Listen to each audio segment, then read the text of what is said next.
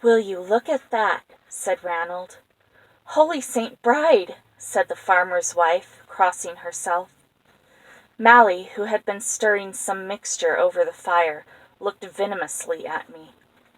Soon Vitolf fell asleep, and one by one the ring of spectators crept back to their jobs in the barn or in the fields. The farmer's wife started making pastry, her enormous arms covered with flour. While Vitolf slept, I drew back the blanket and covered the great wound with leaves, but I knew that Vitolf would die.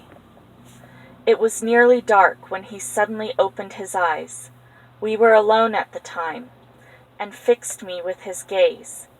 His speech was slurred, but I understood him. "Priest, great wrong, don't want to be damned," he said.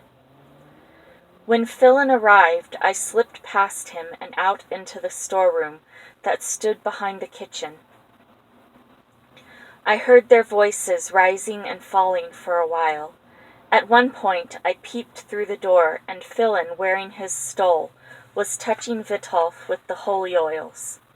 At another moment he was making the sign of the cross over him, his face grave, absorbed.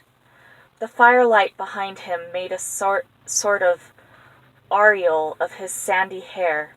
He looked like a saint in a carving. He passed me on the way out. "What are you doing here?" he asked sternly. "They sent for Juniper," I said, stammering. "She was away, so I came." "She's bringing you up in her own path, is she? Spells and potions?" I hung my head. "I am a Christian, sir." "We shall see."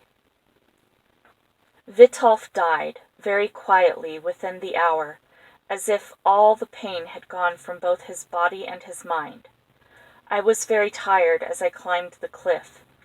I seemed to ache all over. But then there was the peace of the big room and the cats and Juniper's lap, and at last I could be a little girl again. "You did well," said Juniper. "You were very brave." Although it was a summer evening, it was cool, and Juniper had lit a small fire of driftwood.